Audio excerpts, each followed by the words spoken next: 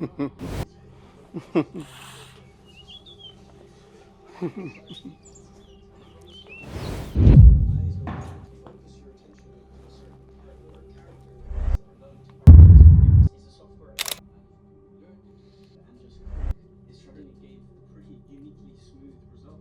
felt like something new and playful to me, and that just reminded me.